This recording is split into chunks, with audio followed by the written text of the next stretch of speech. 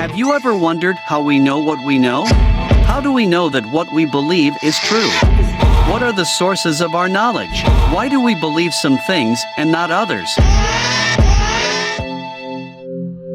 In today's world, Hitler is still considered the embodiment of evil, the devil, the Antichrist, and remains the benchmark for dehumanization. He continues to represent everything associated with evil. However, behind Hitler's notorious image, there was a figure who played a crucial role in shaping the perception of the German people. This man was Joseph Goebbels, the Minister of Public Enlightenment and Propaganda of the Third Reich. Goebbels was a man with a deep knowledge of Germanic culture. He had studied philosophy, literature, history, art, and classical languages. These facets of his education undoubtedly aided him in executing his propaganda work with precision. While the Allies besieged Berlin and Hitler had been reduced to a bunker, dismissed or being abandoned by his strong men like Göring, Himmler, and others. On April 30th, the Nazi leader committed suicide and his loyal Goebbels fell into depression after saying things like, "It is a pity that a man like this is no longer among us and that he can no longer do more for us. Now everything is lost and the only way out we have is the one Hitler chose. A captain never abandons his sinking ship. I have thought it all over and we have decided to stay here. I have nowhere to go, because with small children I will not be able to escape, especially with a leg like mine." May 1st, with Berlin about to surrender and fall into the hands of Allies, Goebbels killed himself, his wife and their 6 children a few days later. He was 47-year-old. But my interest is not to discuss Goebbels' biography, which is worth mentioning. My interest is to talk about his legacy. And his legacy was a series of propaganda principles that he applied in his lifetime, through the written press, radio, cinema, theater, etc. Goebbels was the architect of Nazi propaganda and, as a good German, his organizational and systemic capacity resulted in a Germany subjected, to a large extent, to the whims of a party, a leader, and an ideology. But today I will talk about these 11 propaganda principles because I think they are exposed in a very simple way and they explain a lot of what happens to us even today. The manipulation to which politicians and especially their lackeys, the written press and especially television. First, what do we call propaganda? Take for example Richard Allen Nelson's definition. Propaganda is a systematic form of purposeful persuasion that attempts to influence the emotions, attitudes, opinions, and actions of specified target audiences for ideological, political, or commercial purposes through the controlled transmission of one-sided messages, which may or may not be factual, via mass and direct media channels. Principle of simplification and the single enemy. Adopt a single idea, a single symbol, individualize the adversary in a single enemy. The idea of a single enemy is a propagandistic simplification that appeals to emotion and suppresses rationality. The single enemy, the Jews, that the Nazi Party found easy to sell. For communists, the capitalist bourgeois, for Castro, Yankee imperialism. For white supremacists, blacks. For Black Lives Matter, whiteness is synonymous with racism. For gender identity activists, men are often seen as the enemy. For xenophobes, immigrants are the enemy. For pro-choice activists, the enemy is the pro-life movement. For the West, it is Russia. For Democrats, it is Trump. And so on. The idea is to simplify the message and focus on an easy-to-identify target. It should never be an abstract target. The more identifiable it is, the more accessible this idea is in the minds of the masses. Principle of the contagion method. Bring together various adversaries in a single category or individual.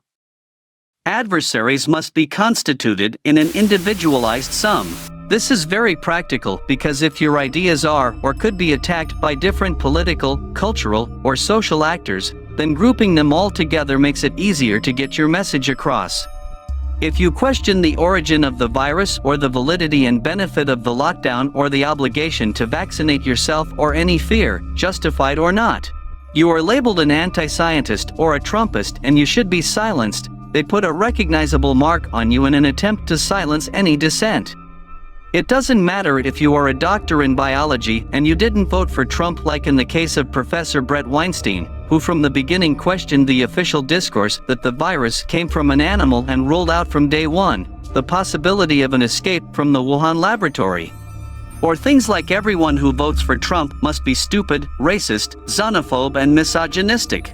It doesn't matter if you are from a racial minority or even a naturalized foreigner. They lump everyone together, making it easier to attack them.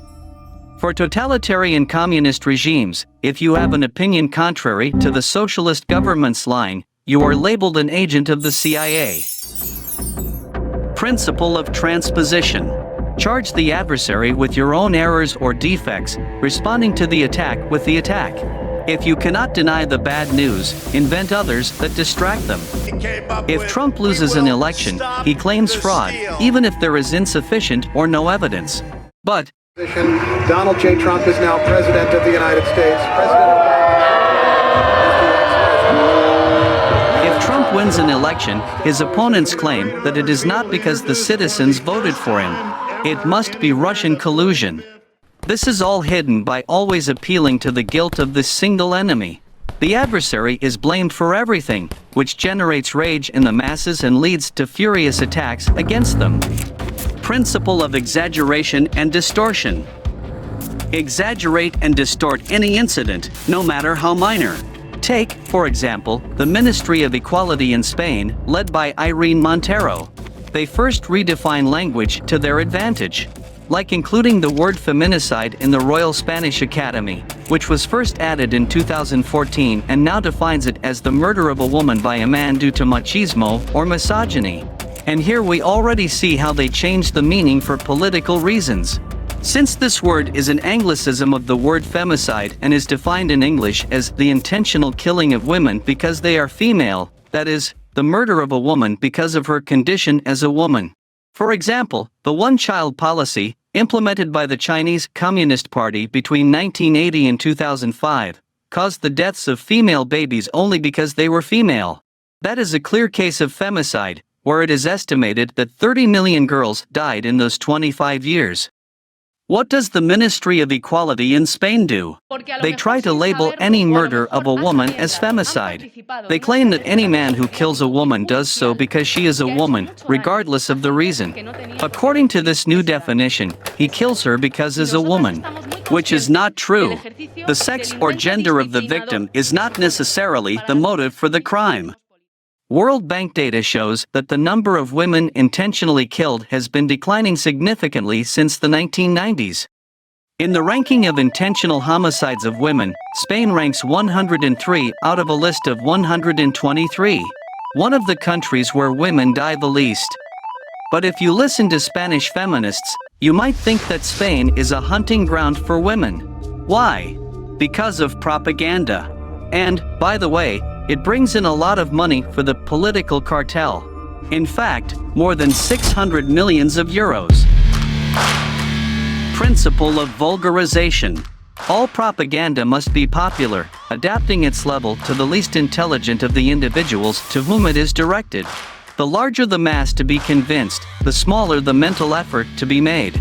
The masses have a limited capacity for understanding. In addition, they have a great facility for forgetting. We will make America proud again. Here is a good example. Make America great again or Build Back Better. Both slogans are easy, catchy, and with patriotic meaning. Great again. My body, my choice, another good slogan that doesn't need to be explained and is easy to shout at rallies.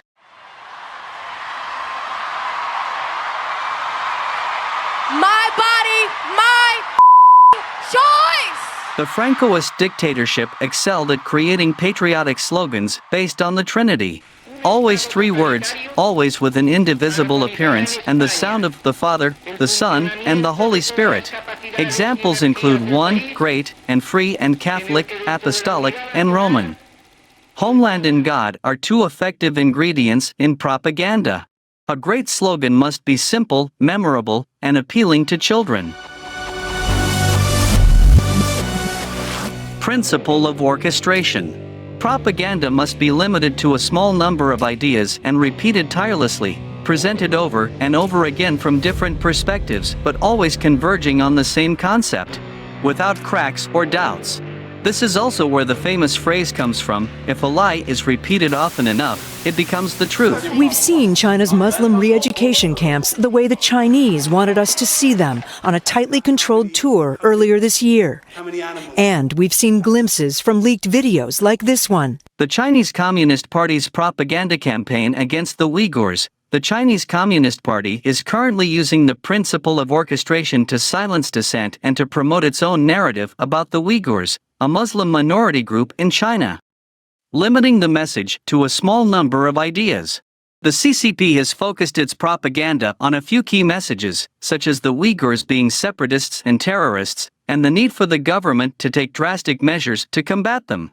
These messages are repeated tirelessly in state media, through education and training programs, Chinese social media, and in public spaces. Using concentration camps, which are renamed in China as re-education camps. The CCP has detained over 1 million Uyghurs, where they are subjected to political indoctrination, forced labor, and physical and psychological abuse. The CCP presents its propaganda on the Uyghurs from a variety of perspectives, including those of government officials, security forces, Uyghur Muslims who support the government, and academics. This gives the impression that the CCP's policies are widely supported, when in fact many Uyghurs oppose them. All of the CCP's propaganda on the Uyghurs converges on the same concept, that the Uyghurs are a threat to China and that the government's actions are necessary to protect the country. This concept is reinforced through constant repetition and the suppression of alternative views. In 2014, the CCP launched a campaign against terrorism and extremism in Xinjiang, which is home to the majority of Uyghurs in China. The campaign has been used to justify widespread human rights abuses, including mass detention, torture, and forced labor. Principle of renewal, constantly issuing new information and arguments at such a pace that the adversary's responses are irrelevant by the time they are made. The adversary's responses should never be able to keep up with the growing number of accusations. One of the clearest examples of the principle of renewal was the Trump presidency. The press orchestrated a barrage of news and information from the outset that was impossible for the Trump administration to counter. Orange man bad. Orange man bad. Orange man. Orange man bad. Orange man bad. No matter what Trump did, the press turned it into a front-page story, always negative and always at a tremendous speed, so as not to give the public time to process the information. From legitimate news stories to Trump's every faux pas, the press turned everything into a front-page headline. Former President Trump has faced unfounded accusations for years, including Russian collusion, the Pippi tapes, and other bizarre and baseless claims. A bombardment of criminal accusations has also appeared in the news, seemingly in an effort to remove Trump from the political arena. Principle of verisimilitude, build arguments from diverse sources, such as trial balloons or fragmentary information, to create a semblance of legitimacy. A good example of this principle is American Senator Bernie Sanders. Sanders, a self-described democratic socialist, has a long history of cherry-picking data and sources to support his positions. In the 1980s and 2000s, Sanders praised Soviet socialism, the Cuban Revolution, and the Sandinista Revolution. When these systems all failed spectacularly, Sanders shifted to supporting the Bolivarian Revolution in Venezuela. When that system failed as well, Sanders claimed that he was referring to the Nordic countries when he talked about socialism. He then used biased and fragmentary data to support his campaign claims about the advantages of socialism over capitalism. Danish Prime Minister Lars Løkke Rasmussen even had to come out and correct Sanders' misleading data. I know that some people in the US associate the Nordic model with some sort of socialism. Therefore, I would like to make one thing clear. Denmark is far from a socialist planned economy. Denmark is a market economy. Sanders' use of fragmentary propaganda involves building arguments from bits of information to create a picture that does not exist in reality. Principle of silencing: avoid discussing topics on which you have no arguments, disguise news that favors the adversary, and counter-program with the help of allied media. In totalitarian societies, this principle is taken to its extreme, with state control of all media, including the press, radio, television, and even the internet. Your newspapers, radio, television, motion pictures are under state control. No dissent or opposition is allowed in the public media. Bárbara. Barbara, Nosotros no tenemos las mismas concepciones. we do not have your same conceptions. Nosotros no tenemos el concepto de libertad de Our prensa. concept of freedom of the press is not yours. Desde luego, es un periódico If you ask us if a paper could appear here against socialism, I could say honestly, no, it no cannot lo appear. permitirá ni el partido, It would not be allowed by ni el the party, gobierno, the government, ni el nor pueblo. the people. Historically, all socialist bloc countries filtered all news through their respective communist parties, publishing only what was desired or what could benefit them, even if it required twisting the truth. Controlling the media is essential for totalitarian regimes. In all socialist countries, the media was nationalized and laws were passed against state security for any opinion outside the official version. There is no freedom of expression without economic freedom. This principle is also common in democratic societies. News outlets may bury news that is not convenient for their ideological discourse, downplaying its importance or manipulating the perspective. Principle of transfusion: propaganda always exploits pre-existing beliefs and emotions, such as national mythology, traditional hatreds, and prejudices. It spreads arguments that appeal to primitive attitudes.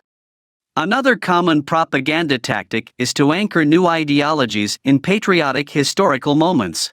This could involve using the language, symbols, and figures of an ancient kingdom or empire, an independence leader, or even distant historical ancestors. In the case of Germany, the Nazis tried to create a glorious Aryan past to contrast with Jewish history and promote a national propaganda identity based on hatred.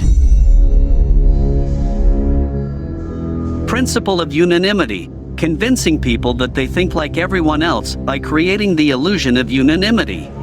This principle appeals to a basic human instinct, the need to belong to a group. Social groups have a powerful influence on individuals, which is why propagandists exploit group identity, permanence, and cohesion. The principle of unanimity creates insecurity in those who think differently, making them feel like they are on the wrong side of history if they don't follow the majority.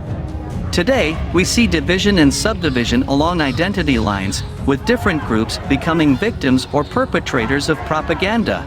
This includes groups based on diet, carnivores versus vegans, race, black versus white, gender, women versus men, sexual orientation, transsexual versus cisgender, political ideology, Democrat versus Republican, socioeconomic class, rich versus poor, and occupation, bosses versus workers, among others. People may group themselves together based on their own identities or because of propaganda. Military parades are a common way to create the illusion of unanimity. These parades display strength and power, while also conveying the message that everyone shares the same ideologies. Propaganda is dangerous because it impairs our ability to think critically and understand the reality around us. Propaganda is almost always designed to evoke emotions. It relies on stereotypes and simple binary formulas to elicit an immediate response.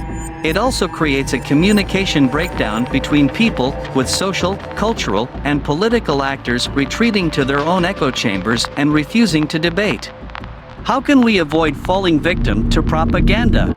The first step is to recognize the danger and our own susceptibility to it. Most people who have been influenced by propaganda do not admit it. We are all potential victims because our cognitive biases make us vulnerable to propaganda. To maintain critical thinking skills, we must be skeptical of all information, especially the information we agree with. We should avoid echo chambers, which expose us only to ideas that reinforce our existing beliefs. We should also seek out the perspectives of our intellectual rivals. If we oppose something, we should study it carefully so that we can develop informed arguments to support our position. We should always question our assumptions and ask ourselves why we believe what we believe. we should also consider the motivations of those who produce information and follow the money.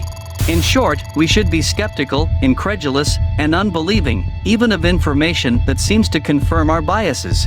This may lead to some unhappiness, but it is essential for reaching critical and wise conclusions. Let's move beyond the mirages to discover the deeper truths. Thank you very much for your company, and always remember, live and let live.